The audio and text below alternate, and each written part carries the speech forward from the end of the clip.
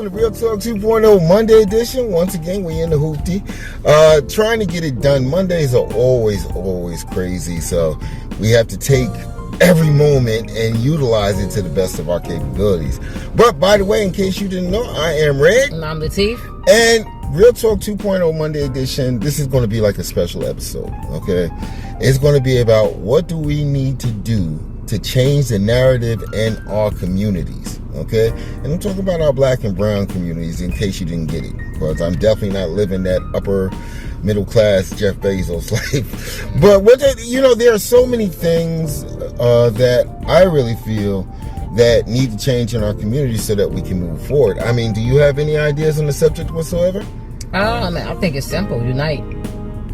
Yeah, unification is actually a good thing, but I mean, right now at this stage, looking at, just looking at the front page of the newspapers, unification we're going to have to take baby steps to get there.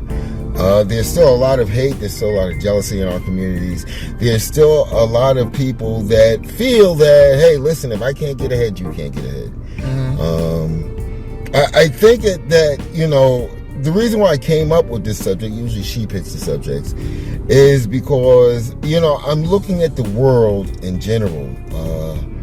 It's crazy. We have inflation. We have, now jobs aren't paid anymore. People can't make a living wage. People are becoming homeless. They can't afford food, but yet and still our president is sending money over to the Ukraine. Sending money, weapons, everything that they could possibly use to make sure that they have, I guess in wartime, the most comfy life ever. But you have to ask yourself, what about the people in this country? What about the people in general that are suffering? What about the people that are homeless? What about the people that are trying to figure out how they're going to put the next meal on the table for their families? There's something that my aunts, uncles, I guess they got it from my grandparents, used to always say, you take care of home first. You take care of home first. And that actually trickles down to our communities, because at the end of the day, it's our communities. Right now we live in the Camden metro area, Camden, Philly metro area. The last Super Bowl, the Phillies lost. Why the hell are you tearing up your neighborhood? All the players get on, they get in their cars, and some of them fly back home. But you're sitting up here tearing up your neighborhood to prove what point? How stupid you are? See, this is why we can't unite, because I probably would have got shot if I would have been like in one of those areas like Frankfurt Avenue or Allegheny Avenue. I'm like, what the hell are you doing? You live here. Do you think it's such an easy way for us to, I guess, overcome the whole, we're not unified and just becoming unified? Yeah, I do think it's easy. Let's give us some examples. First of all, the old elders have to lead by example. And with the world that we live in with social media, everybody wants to be a spring chicken again. So the elders are behaving like some of the youngsters. The elders, because everyone wants to be in the spotlight. So everybody's doing, well, not everybody, but quote unquote, people are doing things to draw that attention, to get the following, to get the likes or whatever it is. And sometimes people are not behaving their age to get those things. Well, I think even offline you have the same thing. I see grown men in their 50s and the damn near 60s hugging the block. I never knew, this is the truth, and I may be old school, but I never knew that gas stations were a freaking hangout, where grown men park their cars and hang out at a gas station. There is nothing better to do with your day. You've got nothing better to do. You see, in my mind, a gas station, I want to fill up my car. If I got to run inside and get something cool and frosty to drink or something like that, that's it. Or if it's in the morning time, I need a cup of coffee and I like the coffee at the gas station I'm at, that's where I go. It's not a shopping bazaar. It's not where you go to buy the newest CD. It's not where you go to buy your drugs. It's a gas station. You know, this is what I'm saying. You know, we can always look at the online aspect of how social media has driven the world crazy. It really has. You know, and it's put us in a position where we're not focused on our problems. We're not focused on the reality of life that we must live day to day in our communities. We're more focused on likes, comments, and hearts and cares. And this is, you know, this is why, you know, first of all, let me tell you, the title of my first book was The Ghetto Survival Guide for Blacks and Latinos. Okay, there's a lot of people that have this misconception because I speak the truth about my people that I don't love my people. No, I love my people. I love my melanated, dark skin, light skin, brown skin, Puerto Rican. I love all of my people. Okay, I really do. But at the same time, we do a lot of stupid stuff, and I think this is the time, since I have a platform that I can share this with, that we actually pull the skirt up on it. You know, and our communities, first of all, our communities has been called ghettos for so freaking long. Okay, so people that live in a trailer park, that's not a ghetto because they're of a different color. You don't consider that a ghetto? But we live in tenements on top of each other, you know, yet and still, you know, hey, it's a nice day, sit outside. You bringing out cases of, what's that, natty, whatever, that cheap beer, you know, and you're sitting up there and you're making as much noise as possible with no regard to people that may have a night job, or you're doing it late at night for people that actually have a day job. You have no respect or consideration, you know. And to tell you the truth, and I've seen it too many times, people come out the door and say, hey, listen, I gotta go to work tomorrow, can you keep it down? Oh, go inside and mind your effing business. But yet and still, you think this unification thing is still going to work out for us? If it takes place, then yeah, it will work out. This is how. Why wouldn't it work out? It works out for every other race that comes into our communities and opens their stores. If somebody from one of our races comes in and they feel a threat, what do? One of the other shopkeepers will come out if they're of their descent, and they'll, you know, team up. They're not going to say, hey, why are you bothering that young black guy, you know, that's, you know, well, business, well, yeah, you know, and that's another problem that I have is, you know, we as people of color have some great ideas. We really do. But yet and still, you know, when a person of color opens up a business, we don't support them. We don't support them. We go with the person that takes the money literally out of the community. You know, the person that you're buying your hair from, do you think they really live in your community? You know, the person that you're going to buy your wraps from, and your Easy Wider and your cigarettes and all of that stuff and your beers from, do you think they really live in your community? But yet and still, if a person of color does decide, hey, I'm going to take a leap because I'm tired of seeing everybody else come in and take the money out of my community, I'm going to open up a shop. Do you know what they will hear 9 out of 10 times?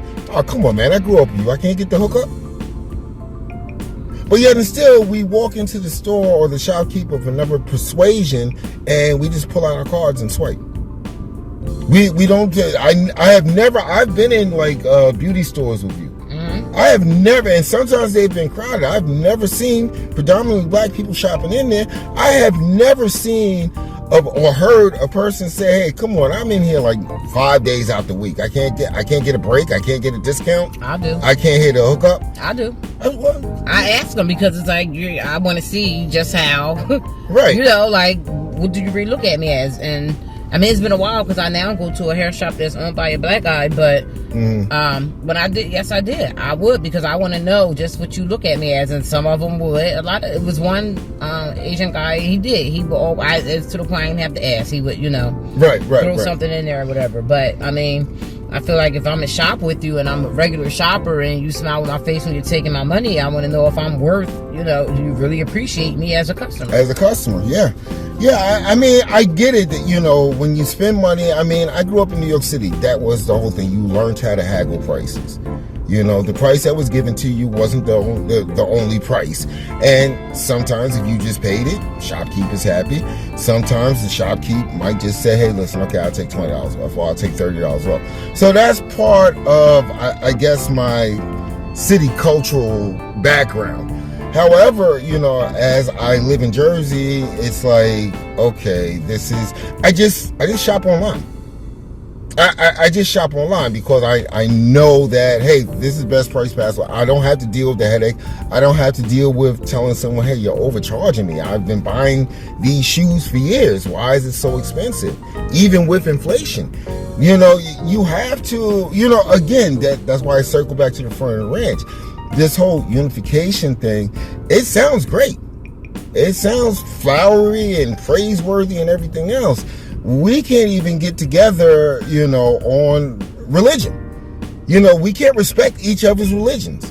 Hey, listen, I'm more of I guess someone told me the other day that I'm considered a spiritualist.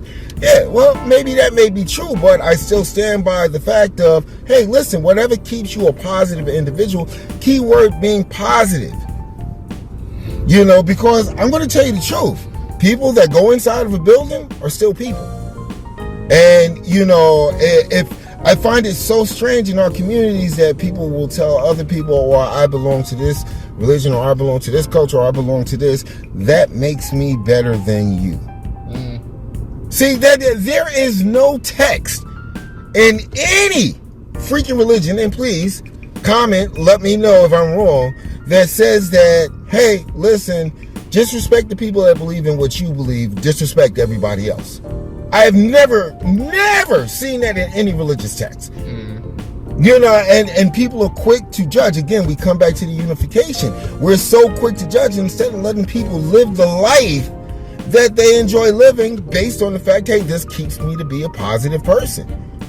I know people in our communities that swear up and down, hey, on Sunday, they bomb, they get dressed up, put on a little bit of makeup, go get their hair cut and everything. They sit up in the temple or the pew or, the church or the synagogue or the mosque or whatever.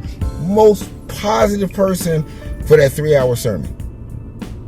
Once they get out, here comes the malarkey. Here comes the malarkey, but yet and still, these are the same people that will sit up there and tell another person you're wrong for what you believe in. How does that happen? I don't think it's everybody. I didn't say everybody. I know you're not saying it's everybody, but I'm saying I think that's a person that those people that think like that, either closed-minded or something. I don't know. I don't want to be the one to judge, but I mean that's a personal flaw. Is how I look at it. Yeah, I didn't say everybody goes to church though, or goes to temple, or goes to mosque, believes in that. Right. But there are, we know people. Yeah, some people that do that. Yeah. There's a personal flaw with them. But they hide behind the religion. Right.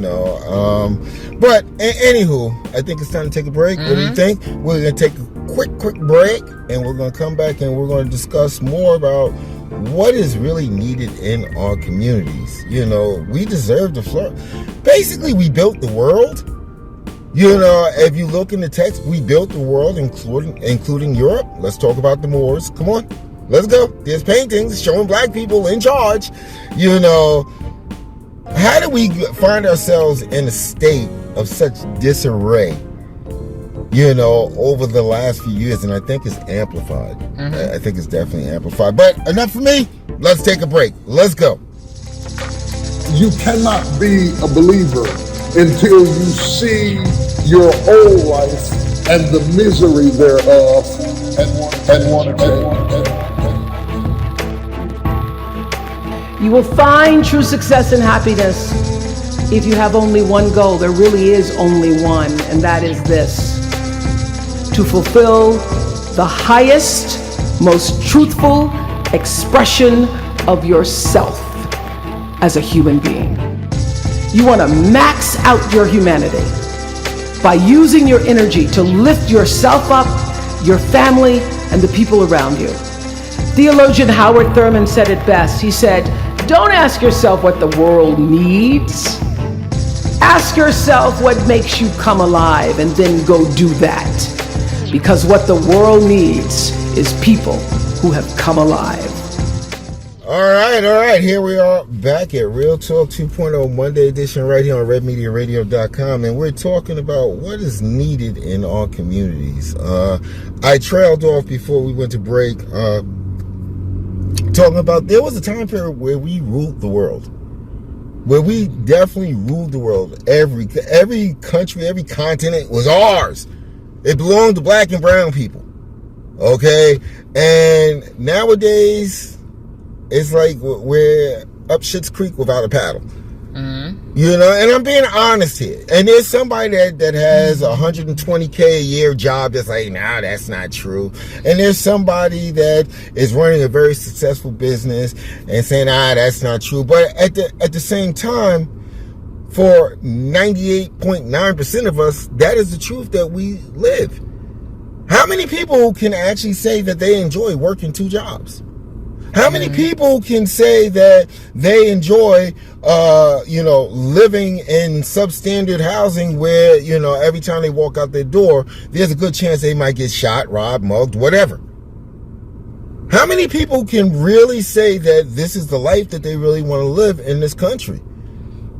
There's a kind of an unspoken promise that, every person in this country should be able to follow their dreams and be successful. And it seems like, for some strange reason, they crossed out those words when they get to our community. We complain about the police. We complain about the police. We complain about the government. We complain about this. We complain about that. It's always somebody else's fault. It's always, have a conversation with someone that you know that's of black or brown persuasion and ask them what's wrong in our communities. They will go down the line and blame everybody else. I wasn't really blaming the president. The man's cray-cray. He's senile. But who got up to speak about it? Who got up to say something about it?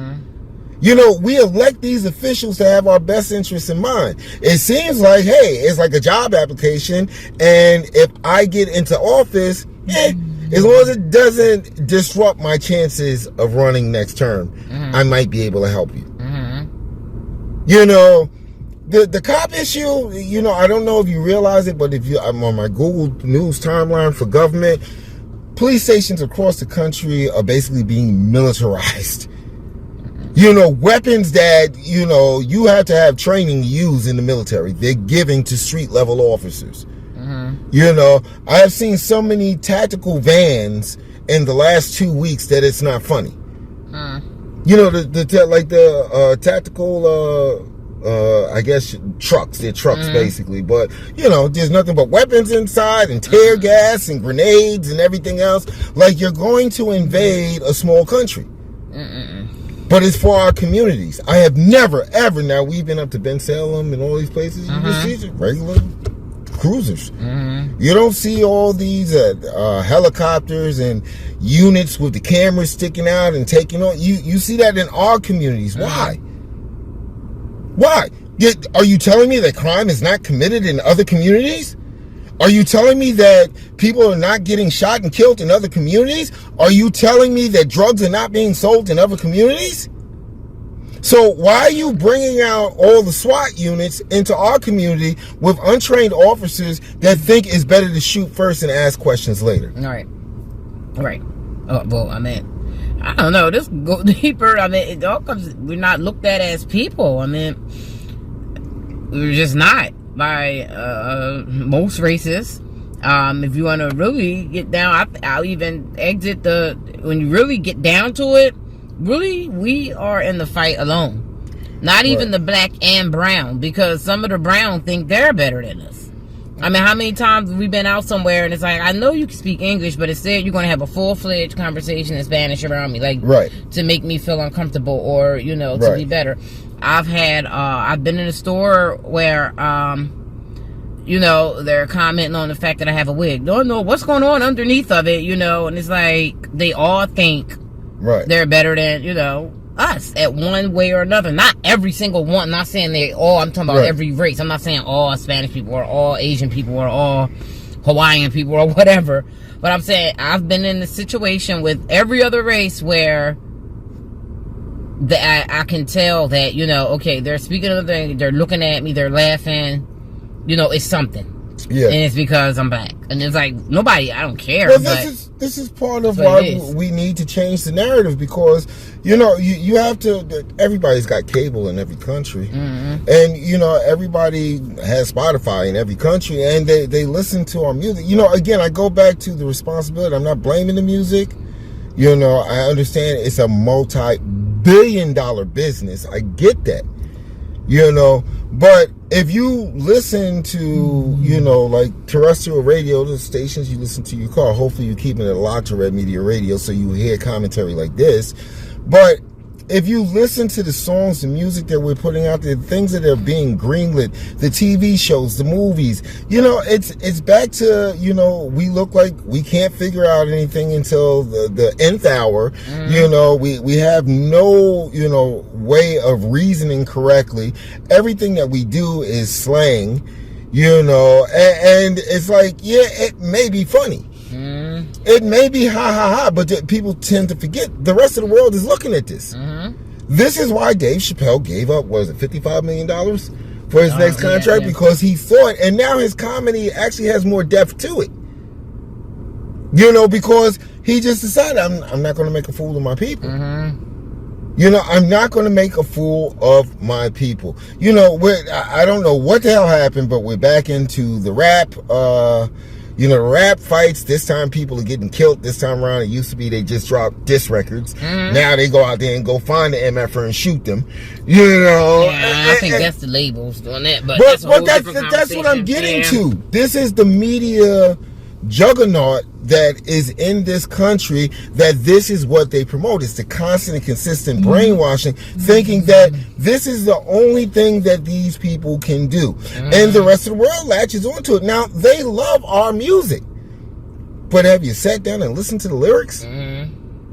Have you sat down? I have never listened to anything from, what's that stuff called? Those Bollywood movies and stuff like that, where this person's a bitch, and, I'm going to shoot this person if this person comes near me, and all I do is count money all day long, and I don't have a job.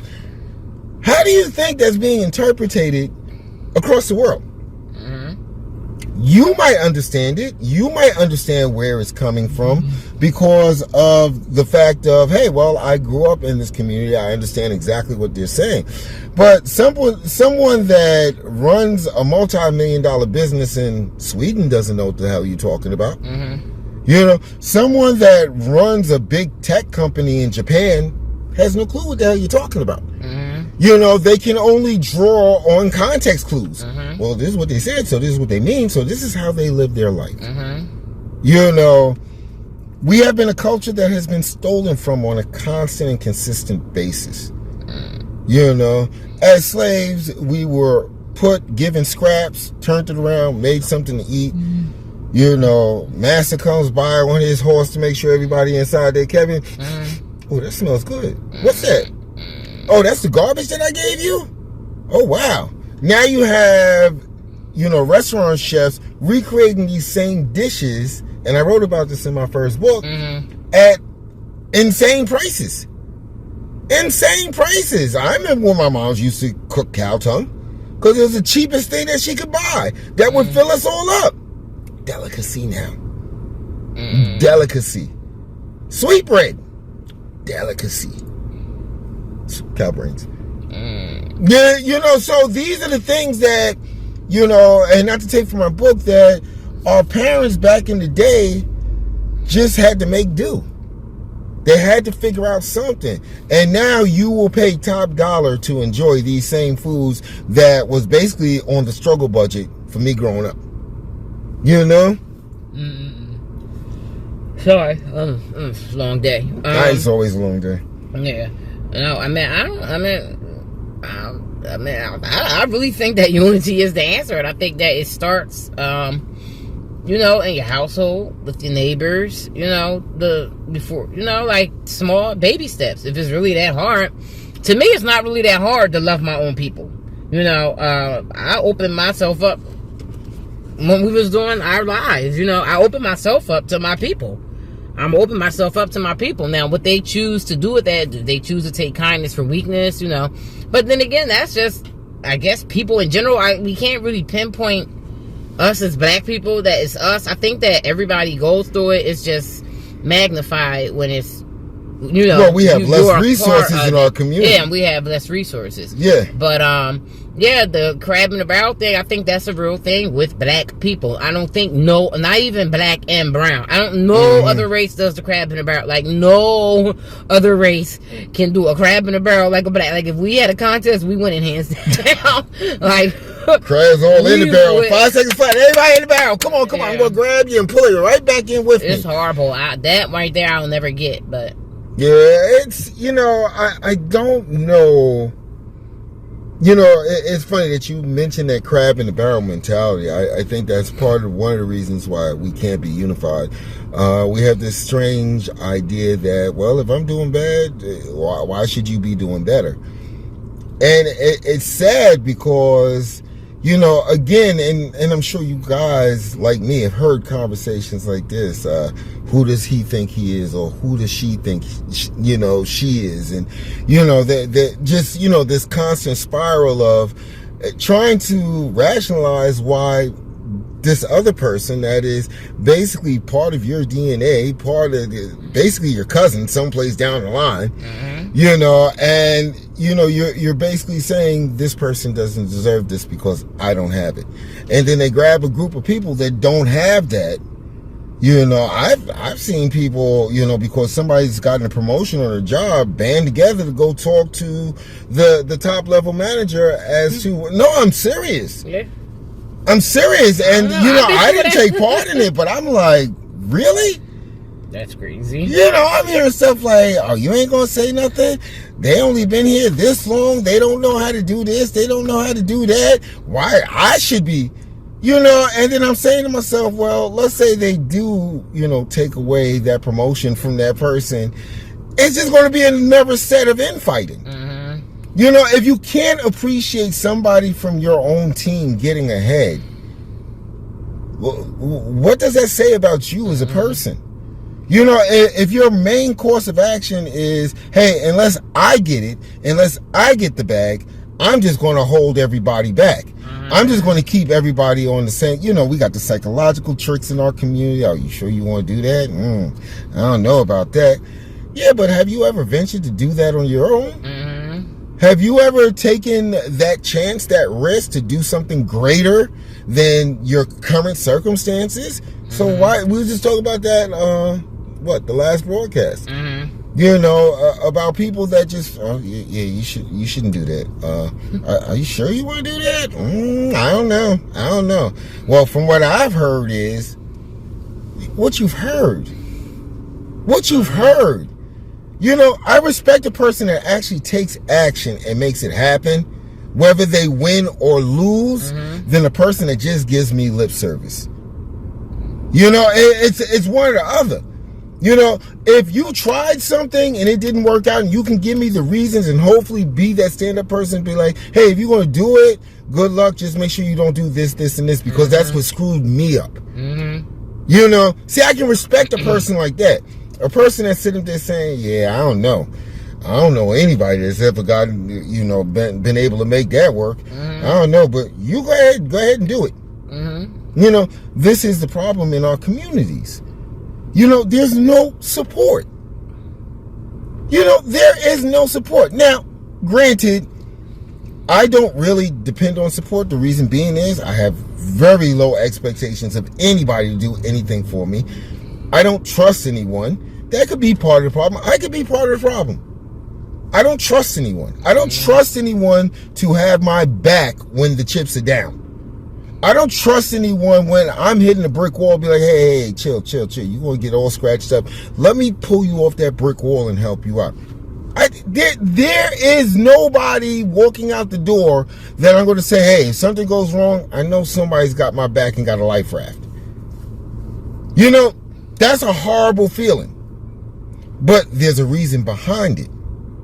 See, growing up in these communities, I've learned that it's safer not to trust people, not to have expectations of people. Again, I reiterate, I may be part of the problem. But if you live in a disenfranchised area, do you blame me? Can you really honestly blame me for feeling the way that I do? That I actually wake up knowing that, dude, you got this on your own. Fuck everything. If it's going to happen, you're going to do it. If I don't open up, if I decide not to do shit for a day, guess what? Tomorrow's going to be more hectic because nobody's jumping in and giving me a hand. Nobody is going to help me get to the next level. I have to drive and push myself to get to the next level. You know, I don't know. I mean, do you think that's part of the problem? Yeah, I do. Okay, well, please, it's a talk show. I'd love to hear that. No, I mean, I know the time is getting over. I don't want to go too far over. But, yeah, I mean, I think I have too much to say. I don't know. Oh, we can come back in next segment? Yeah, we can definitely come in next segment. So what we're going to do is we're going to talk a break, and then we're going to dig into why red is part of the problem. You know? So hold on. Don't go anyplace. And listen, if this is important to you, please leave a comment, leave a word, let us know. If you're listening on the radio tonight, please use the chat box. All right, let's go. I'm on a hustle, I'm on the grind. Everything I see, I make it mine. I'm on a hustle, I'm on the grind. Everything I see, I make it mine. I think I'm dizzy, keeping mad busy. Steady on the grizzly, hustling real hard. Duffel bag full of cash, make them haters real mad. Hating cause they ain't know how to get bread. 24/7, 365. Waited too long, now it's my shine. I'm stunning when I'm running in the limelight. Steady running your mouth cause I rhyme tight. I'm on a hustle, I'm on the grind. Everything I see, I make it mine. I'm on a hustle, I'm on the grind. Everything I see, I make it mine. All right. Wow. Here we are back. And I know I've had a lot to say, but I wrote a whole book on this. So, yeah, if you want, you can go to Amazon. Just put in The Ghetto Survival Guide for Blacks and Latinos by L. Robinson. Don't put in red because I haven't published a book under red yet. But, no, back to you. So why do you feel or agree, because I actually said that I am part of the problem, with the whole no trust, no expectations thing? Well, because, I mean, how you have to trust somebody.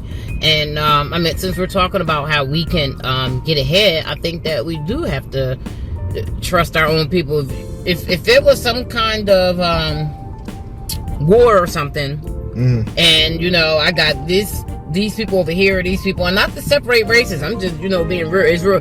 It would be nice if people really did look at other people as people. We don't see color.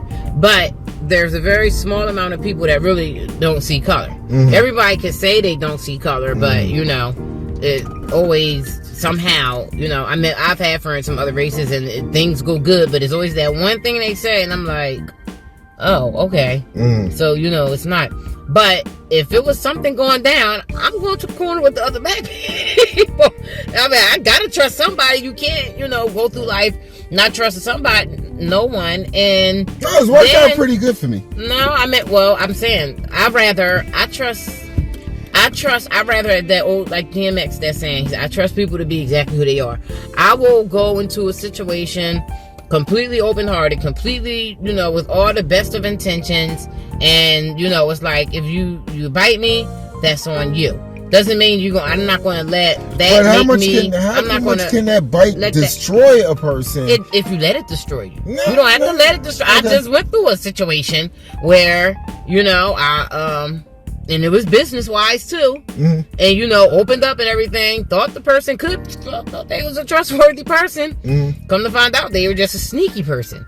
Didn't let it change me. Not going to let it change how I do business. I'm going to still, you know. Right. And I'm not going to mess it up because I could be passing up an opportunity with a business endeavor because I'm walking around with this, trust no one. You know, you got to. Maybe I might not trust them 100%, but again, I feel like it's stunting my growth, is what I'm saying. I feel like it's stunting growth when you just go around. Well, that's why I said I could be part of the problem. I mean, I find myself in a lot of situations. I mean, the whole thing where Red Media Radio was basically built and spawned from a situation of distrust. Okay, I can do a whole show on the amount of times that I have given trust to a person based on their title or who they were to me or how many years I've had invested into a person. And it always comes down to that one thing. Well, I get upset because of the breach of trust. Okay, but then I always fall back on, hey, it's your fault. See, I really try not to blame other people because I'm a firm believer that we're always in control of our lives. You know, so it's my fault. It's my fault because I had expectations of a person. Okay, I expected this person to do the right thing or these people to do the right thing. They decided that they weren't going to do the right thing. And, you know, at the end of the day, sucks to be them. Sucks to be them because I go back to the front ranch. Hey, at the end of the day, it's situations like that that remind me, hey, listen, you got to get up and get it done. There's nobody, I have never seen anybody walking around with a freaking life raft saying, hey, buddy, I know you're going through it. I know you got a lot of stress on your plate. Let me try to help you because I'm in a position to help you. Never. Yeah, well, maybe not surrounded by people. You never know. Then again, none of us know what other people are going through. So, I agree. Yeah, my perspective is, if something goes down, I trusted you, and something goes down, I'm not going to walk around with a chip. Maybe for like the first couple days, I might be pissed. But when I really, you know, when I tap into my higher self and really think about it, it's like, no, it's nobody's fault. It's not my fault. It's not their fault. They're only being who they are. I don't know. Maybe they were raised that way. They might have, you know, they might have watched their mom backstab, double cross, talk about people behind their back all the time. So maybe that's why they feel like it's okay. Yeah, that makes sense. Yeah, like I'm not, you know, after a while, I was like, I just feel like it holds me down trying to, you know, blame myself or blame the person. No, I'm going to blame myself. Blame myself or blame the person. And it's like, yeah, but it still happened. And if I just, you know, keep it moving. Right, that's what you're supposed to do. Yeah, keep it moving, and I might end up having to deal with some, especially if you're in the business world, you're going to have to deal. How can you sleep at night if, you know, you giving somebody a job title? You're going to have to trust them. They might, and you're going to also have to know in the back of your head, they might F things up. Yeah. They might set me up to get robbed. This or that may happen. Right. So at what, and just piggybacking off of that, this is why I think you just explained exactly where I'm coming from. No expectations, and trust is very limited. In fact, you know, I'm not going to say that I don't trust anyone, but trust has to be earned. You know, trust that I've reached a stage in my life where I just don't go out there willy-nilly like we're living in flower power world and trusting people. I don't. You know, it has to be earned. It has to be something that is shown to me that says, hey, listen, this person is trustworthy. I mean, I was talking to a shopkeep the other day, and, you know, he said, no, you don't stay on that side. Come by on this side. And I think it was a test, you know, because I guess he was getting ready to make the deposit. So he had like a stack of money just sitting on top of the desk, told me to take a seat. I looked at it, noticed it, but, you know, the way that I'm raised and the person I am, I'm not going to steal from you. You know, and, you know, just long story short, I know it was a test because we kind of became friends. You know, and this is again what I'm talking about. When it comes to our black and brown people, the narrative that goes out there that hasn't been changed is that we're criminals, we're thieves, we're opportunists, we're this, we're that, we're this. I can just go down the list, you know, and sometimes other people need to see on their own that, well, that's not true. That not everybody's like that. Not everything I've seen in the movies is about that. You know, it takes that one person, you know, not to go on a job interview with their pants sagging, because you actually messed it up for everybody else that may not have their pants sagging but may not have a suit. Right. You know, because they're like, oh, well, this one got on the belt, but I'm quite sure as soon as he gets the job, he's going to be saggy pants. You know, I walk into, you know, fast food restaurants and I see the team back there with their pants sagging, and I'm like, I don't really want to eat here now. I mean, that could be true. I've seen going into nicer areas with people that aren't. It's like, you just touched your nose and you think you're about to make my food. Right, so we all got our quirks, you know, and I think... But I think the culture that we present scratching, going all that to your hair, and then no, thank you, and then no, like that's a no. Yeah. There's certain people that think that shit is cool. You throwing your dandruff all around. What the hell is wrong with you? Like when we was on the plane, that lady was like, don't do that. Yeah. I don't want your dandruff sitting on my lap. But that may be normal to so right. The world is just I don't know. What just to bring it to it can never be a close, but to bring this episode to a close, just if you had to encapsulate 3 things that you feel we need to do in our community to change the narrative, what would those 3 things be? Who, me? Yeah, I told you. Wait, did somebody else? Unity. Common sense. Like, really, it's common sense. Treat people the way you want to be treated. Mm-hmm. Acknowledge each other as, you are me and I'm you. We're fighting the same struggles. We really are. Just, I don't know. Remember that, you don't know what somebody else is going through. That really goes through for every race. But you don't know what somebody just walked out of the house from. You don't know if somebody's going to go back into. You don't know. Yeah, I at the same way, and I agree with that to a certain extent. But people don't care. They don't care about your problems. I found that out through the years, consistently. People care about their problems. They don't care about your problems. So it's better to just suck it up and keep it moving. What's that saying? How it goes? 20% don't care, and 80% are glad that you have your problems. Yeah. And that's just the way the life turns out. People just don't care. And that's why I go back to I have no expectations. If I'm going through something, trust and believe that more than likely I know deep down inside, dude, we got to figure it out. Mm-hmm. I'm not calling people on the phone. I'm not stopping people in the street to tell them my problems. I'm just going to figure it out. Mm-hmm. Because it gets to be, there was a time in my life where I would just share shit with people thinking that, well, maybe this person can help. And then come to find out, they don't care. All I did was give them gossip to talk about for the day. Mm-hmm. So yeah, this is like, and this is in our communities. I grew up in the projects. I grew up in Edgemere Projects. And, as I went through, I guess, my middle teen years onto my 20s, there's a lot of problems. Just being a teenager is a freaking problem. Mm-hmm. And I remember I used to share that, and that's when I learned. Keep your problems to yourself, because 20% don't care and 80% are happy that you have them. Mm-hmm. So we got to pick this up another time. We definitely. I got to give my 3 things. Mm-hmm. Okay. I think as far as changing narrative in our community, I think we actually need to start talking to our elected officials and the people in our police departments. Police departments have meetings every month. Okay. There's community meetings every month. You can go there and talk. You really can. I'm going to tell you the kind of, depending on the community, I might, not go in there and say, I know these cops are on the take and this, that, and the other. I wouldn't do that. But I would go in there and say things need to change. Make politicians understand that your vote is important. Mm-hmm. And just to piggyback on you said about our elders, it's like, hey, you've been through this a few times. Mm-hmm. Depending on how old you are, you was at like the very break of the civil rights movement. Mm-hmm.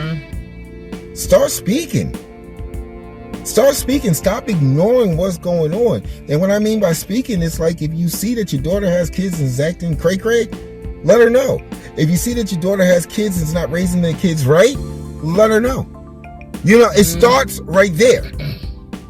It starts right there. And I'm not talking about bashing a person over the head. I'm talking about really giving advice, that you may have experienced, and I guarantee you, the older step up and actually take the helm, I think we might find that our kids will get shot a lot less, and I think our communities would be a lot better, and go in the house and drink your damn beers.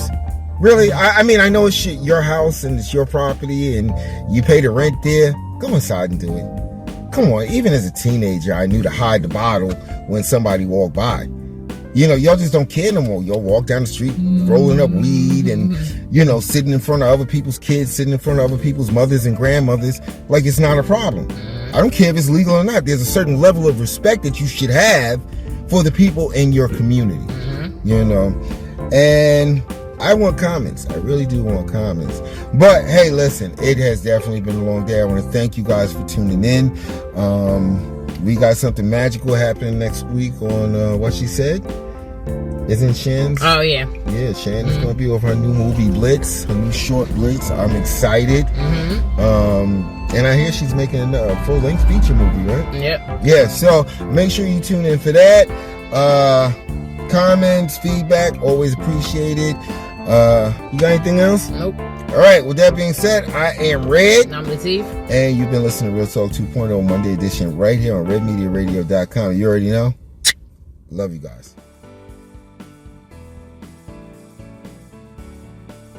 You've busted your ass to get to this stage.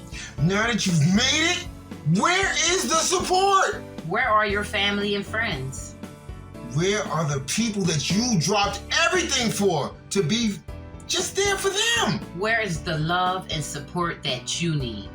Why do you even care? At this stage, why do you care? World of Red Media has your back. I gotta ask you again, why do you even care? Because World of Red Media LLC has marketing and promotion packages that makes it easy.